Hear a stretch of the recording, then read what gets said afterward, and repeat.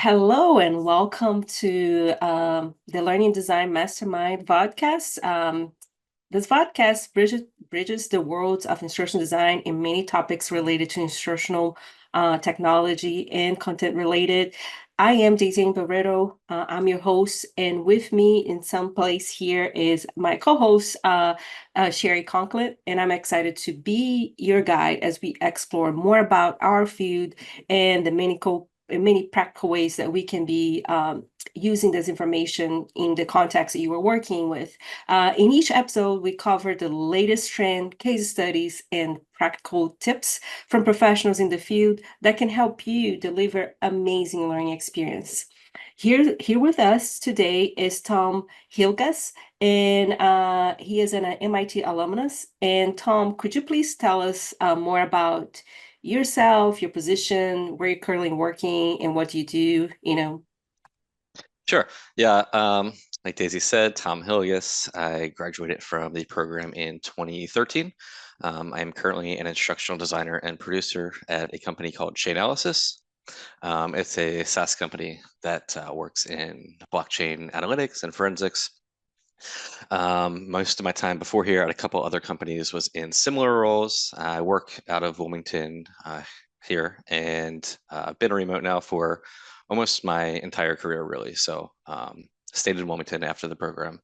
My role is mostly focused on digital learning solutions, but yeah, instructional designer, producer, similar to roles in the past my whole career. That's wonderful. And then, so a lot of our students, they have like a lot, or, people in general have curiosities, like what does the day-to-day look like for an instructional designer or producer? Like, just you can pick one hat that you feel more comfortable saying, like, what does that look like? Yeah, sure. So it's kind of twofold. I'm sure every designer is a little bit different, but for me, it's more of the obvious stuff. I work with subject matter experts to design and develop content. My role specifically, as I mentioned, is just digital learning solutions. So myself, I don't design or develop ILT. So for my role, this includes things like 5-minute motion graphic explainer videos, quick software trainings, and then some of our more complex interactive certification courses. Um, so we do a variety of things on the digital side, video, e-learnings, interactive graphics, text-based learning, audio, kind of you name it. The other piece of that is my role is more on content strategy. So that means working with trainers, working with marketing, working with the business side to identify what's coming up, what trends we're seeing in the industry, what some of the gaps are that we have, what are trainers telling us that we need from customers, et cetera. So identifying that and prioritizing needs looking forward. That's great. And especially because like you were talking, Tom, about like, this the trainings that you have been doing. I've seen a lot of employees or corporate worlds like talking about like, soft skills, like, and how do you incorporate soft skill training such as leadership or communication in corporate learning programs? And what are the benefits that you have observed? Yeah, so two of the biggest things I've seen that's been really effective is authenticity and vulnerability for leaders. So by authentic, being true to yourself, even if you're not cut from the same cloth as the people you oversee, people, in my opinion, can generally see fake people or people that put up a front. So just owning who you are as a person, and everyone has mistakes and everyone has their flaws, but I feel like if you put up this front or try to be this perfect person, that's going to lead to a lack of respect for the leader, which then is going to trickle down into the culture and general trust of a leader, and that's never going well. And then by vulnerability, similar to authenticity, owning your mistakes, being open and receptive to feedback to your direct reports, to whoever, not just to the people that sit above you. And again, not pretending that you're the perfect leader. So understanding that you are also in a learning experience and then conveying that to the people that you manage that, hey, there's going to be times when I mess up, but I'm learning from this as well. So just really being relatable and opening yourself up to experiences and feedback and very candid conversations. So from the human element, from the soft side, in terms of leadership and communication, that's specifically what I've seen work. And while it's, there's going to be hard points and some hard truths that come out, it does seem to lead to overall team success and culture. Can I ask a quick question? Sure. So with that whole communication, does that transfer over to when you're working with subject matter experts as well? Because I know that can sometimes be difficult. They don't have the same urgency sometimes with the project.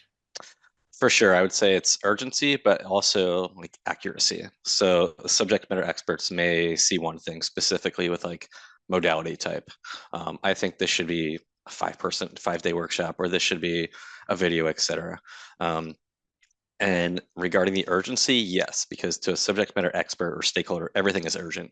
And then you, as an instructional designer on your design team or whatever team you're on, you kind of have to prioritize these needs and pick out pieces from that subject, like what truly is a priority. Um, but yes, being authentic and vulnerable and being open about that, being like, hey, truthfully, maybe this isn't a priority for us right now, but I'm willing to work with you.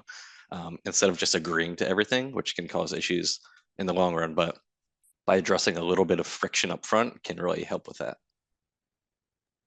Thank you, Tom, Sure. for clarifying on that. Especially because like you also mentioned, early on about like your interest in trends, in the field. Like we know this new trend, like maybe it's not that new, but it is one that we see a lot in corporates, like micro learning, this Mhm. buzzword, in the industry. Everybody's now like on micro learning or on demand job. Like can you share your thoughts on its effectiveness, and then how can it be implemented, or maybe even share some of the projects that you've worked with that were successful, or maybe some of the challenge that someone may need to be attending, an instructional designer that might be working on creating micro learning. Yeah, I think the first thing that people tend to think is micro learning is short. So that gets a lot of buzz too outside of like the learning world at companies. Be like, oh, I heard about this micro learning. Like, how can we do this? Let's make everything short. So we think of things like 2 to 3 minute videos, software like 7 taps, interactive job aids, things that's like a super quick win for the business. So I get the need for that, but I do think it is helpful in a lot of regards. Like high level conceptual learning, I think it's great. Like, what is this and what is that? Introducing a topic at a high level, not necessarily like a detailed scenario or going through any practice type scenario. So I think like specifically, I've seen it work well in 2 ways, but I do think also before I get into that, that I see a lot of times where we're asked to do courses in whatever companies, and the default is, let's say, like an e-learning course. But there's a lot of topics where it's really not worthy of pouring all this time and resources into a formal course, where micro learning can really take the place of that. And then you follow up with any questions later. So kind of address that right off the bat and save time and resources, and then you can identify your gap. I think it's okay sometimes to not have all the answers up front when designing the course, and you can kind of fly the plane or build the plane as you're flying it. Um, in terms of use cases, I've seen it work really well within products. So if you're going to a new website or platform, let's say you haven't logged in for a while and you get a little pop-up of, hey, this is what's new, this is what update, this is what's updated, this may impact your role. And that could be through a quick video or text-based document. Or if you're stuck on a certain feature or piece of software, you can click a help button and you might get a panda-driven pop-up that has a 1 minute video, or I've seen it done well really with GIFs. So just creating a short GIF and popping it right in there in a pop-up just to outline a quick tutorial of a workflow with that software. So I think it can be done very well. It definitely is like a buzzworthy word that you hear people outside of L&D use a lot, and there's some misunderstanding about that. So I think for like high level and quick wins, it's good, um, but it shouldn't be replacing the need for a course or ILT or anything like that. No, that makes total sense, because I also see a lot of people thinking and assuming that it is like, using micro learning to then create like, these short mini videos. But then like, if you put it all together, there's still like this huge 15 micro learnings that the employees need to go through. Then it's like, is it better to just go ahead and make a course, and I think like you're really touching base on that needs. And I also appreciate you mentioning that a product is a good example on how this can be effectively done, because yes, they may have updated on how you can use the software, and then there's just that piece of the software that you're training or just doing that reinforcement of content, right? Yeah, absolutely. And I can only speak to sort of the corporate realm for that. That's been most of my career, but I have, yeah, the most times I've seen it done effectively is within products, within software, system training, things like that. Thank you. And my other question to you, and especially because we were talking about like, and I think that you mentioned this notion of like, that there is a need for when we can use a microlearning. There's also a need when we can do a course. In your experience, are there companies that they come to you and start looking, okay, now we want to revamp an existing training, to be more modern and effective? And what kind of advice you would give to them? Or even an instructional designer who would be needing to revamp existing trainings for a company, what should they know or be prepared for as they embark in this journey? Good question. So I think to start, how to modernize it. I think the question wasn't how to make it more relevant. I think just making things more efficient. So ensuring your training is scalable, and maybe that's helping to convert in-person training to a digital solution, or maybe if it's remaining in person or virtual, like through the use of gamification, social learning, bringing in competition, things like that. And I think that, sorry, I'm drawing a blank here. I think allowing, like I touched on this earlier, but when you're revamping the content, make sure you're bringing the right people in. So if you're working with training, make sure to bring them in to take the wheel. So that means if you're developing an event for a live facilitation or virtual facilitation, trust that they know what they're doing, trust that the delivery strategy is going to be okay. They know the learners, they know the classroom. While as IDs, it's our job to help shape the content and influence the strategy with learning theory, things like best practices. But there still needs to be room for facilitators to do their thing live on the spot. And then going back to revamps, like what things need to be considered, I think ensuring you're knowing the why, like having a full understanding of why are we revamping this? Was it that no one was taking the training and participation was low? Was it ineffective and we had low survey scores? Was retention down? Is there a lack of awareness? People didn't know it existed. So first getting dialed in on why you're revamping things and then letting that help steer the design and your vision. I think that with decisions like this, you're always going to need data behind it. And it shouldn't just be a decision made because so-and-so saw this at another company and they want to revamp, or this VPS for it. So just always having that data set behind you to help you steer and guide yourself into that new vision.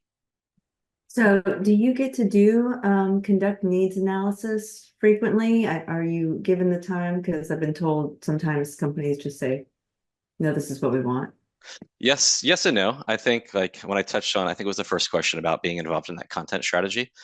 So yes, we do, but it is definitely different than like what I would learn in the program or maybe in higher ed, because it's way less formal and there's people involved outside of L&D that it gets a little hairy.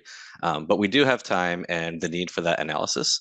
But I think having time to do things like a full-on proper needs analysis is you have to get creative with time, and there's not a lot of patience for you to go down each avenue to figure out what exactly you need. So you have to kind of get quick with it to find that gap and address it from there.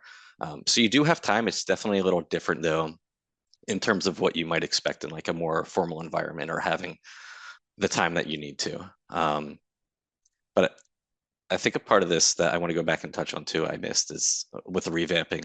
I just thought of this, Sherry, with your follow-up question. But in these meetings and analysis, we're seeing a lot of asks from customers and stakeholders to get the content more workflow specific. So leaning more away from like, what is X concept? What is this product? Introducing it and then going into the details of it. It's more of how can X help me? So getting right into the specifics of using scenarios, storytelling, more applicable knowledge and content based off of workflows rather than introducing the concept at a high level and going in. It seems to be there's much more demand for like very specific workflow type training. So just anything that's not applicable to them, maybe they want that out. Maybe they want that in something text-based. Maybe it's a job aid, etc. So yeah, kind of answered your questions two ways there.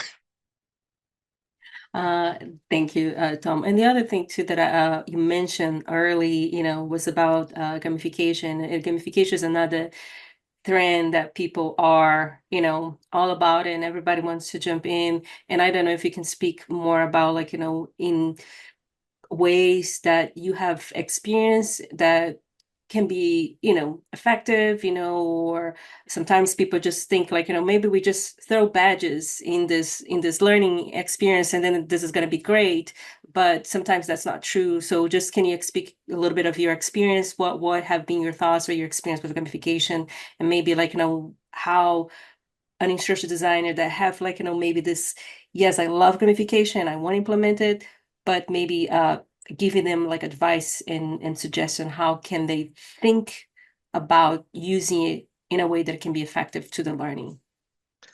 Yeah, I think all situations are going to be a little bit different, and gamification is this kind of like general word that's been around for the past however many years, and there's a need for it, but oftentimes it's just, I think people hear the word and want to do it just because they want to do it. Maybe that's outside of L&D folks, and things like badging is helpful, but something that I've seen work well is the use of leaderboards. So being able to capture scores and progress.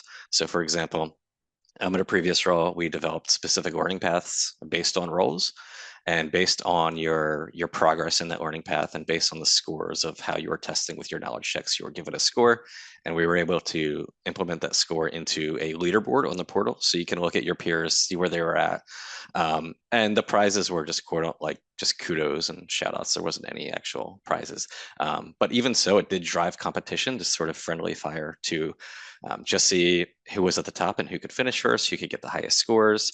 And a lot of times in corporate training, that's important because people tend to avoid training.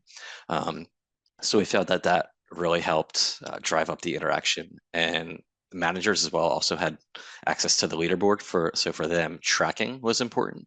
But then also for an employee, you kind of get an extra fire lit under you to be like, oh, I know my manager's watching this board as well, and maybe I want to beat so and so. So I think the use of leaderboards and really leveraging competition is super helpful for gamification. Thank you. And I appreciate you really sharing this, because sometimes people wanted to use it, but they just don't, they just don't know what is maybe the right element or game element to gamify a course. And I think like you provide a good example in a case, that they maybe can draw information on how they can use this and be successful. And with that, I'm gonna move to our last question here for our podcast, which is like, looking to the future, what do you think will be the next big trend in corporate instructional design? And I might assume what you're going to say, but I'm so excited to see what you're going to say. And how should companies prepare for, or even instructional designers, like what they should be doing, as of right now to start preparing for these big trends that are coming in the next years or so. Yes, you're probably right with your assumption, because I'm going to say AI. And I think specifically AI to write and develop content. Um, so I think there is something that needs to be paid attention to super closely. The technology is there, but I think you still need a human element for this. And there's a human element at play. Specifically, like even in design and analysis, there's things that AI can't really take into account right now as good as it should with customer and learner experiences, emotions, biases, perceptions, things like that. You could try to input this stuff, but those strategies have been around for a while, like when creating learner profiles and things like that. So that's only as good as what you tell it. So I think there's something to be said still about emotions and understanding of humans. But how IDs can address this, I think it's something we should harness and not run from it. It feels like a bit of fighting the tide at this point. So learning how to leverage best practices of using AI, learning basics of prompt engineering and prompt writing can help to get the information that you need. So I think if we're able to use it as a tool and not something to be scared of, it can be a good thing. I think there is concern, rightfully so, about what that means for instructional designers, specifically in the development space. But I also have another concern that if ideas keep running for it, they may be left in the dust. So really just opening yourself up to that, and it's okay to be little concerned about it. It's just figuring out how specifically you can harness that to your ability. And I think over the next few years, it's really going to be a hot topic of discussion. It already is, but it'll probably be time to really improve your skill sets as IDs. I'm trying to do that myself, and dig more into the development side of it. And from an analysis side as well, using AI to help collect data and then translate it for you, which can really save time if you have a data set and you're trying to figure out what it means or strategies on how to collect it, and then spit it out into something useful for you that might help steer your design and vision. No, yes, I think like Sherry may have a follow-up question. Sure. Kind of, it's not with AI. I have one last question. If you were to speak to our students who are now coming out, what technologies would you say that they should be proficient at? You know, is it still Articulate? Are we still looking at, you know, Captivate? Is it all of them? Yeah, good question. Probably depends company to company, but generally speaking, I've seen, yeah, definitely the whole Articulate 360 suite, Storyline and Rise. Obviously, Storyline for your more complex e-learnings and more interactive stuff. Rise is being implemented a ton across companies just because it's so quick and easy. But I've seen a big push lately for like Adobe After Effects. So really honing in your motion graphic skills and animation. A lot of ID roles I've seen have become these sort of multimedia developer roles and animation roles where, at least if you're going in the corporate route, you need to have that skill set of Photoshop, some motion design. There's some easier programs, but there's a lot of IDs with After Effects skills, and being able to bypass that graphic design person in your org and do it yourself. I think that's really helpful. So anything motion graphic, animated, related. And then the Articulate suite, I haven't seen a ton of Captivate being used, to be honest. I'm sure a lot of companies still use it. I remember using it. The best advantage for that was for simulations. So creating these pseudo sandbox environments for system training, that was really helpful for Captivate. There's a lot of built-in automations that you can develop there. But yeah, I think video-based stuff is pretty prevalent right now, and it's a good skill set to work on. Thank you. Sure. Thank you, Tom. We do appreciate taking the time to talk with us and then share your expertise, and also your experience, your professional experience in the corporate world. So we appreciate you and hope that you can come back and then talk to us more, especially with the whole AI thing. I think you're going to hear more, and probably you can come and speak with us. But we also want to thank everybody that is listening and watching this video. Thank you so much. And tune in for more episodes. So thank you. For sure. Thank you both.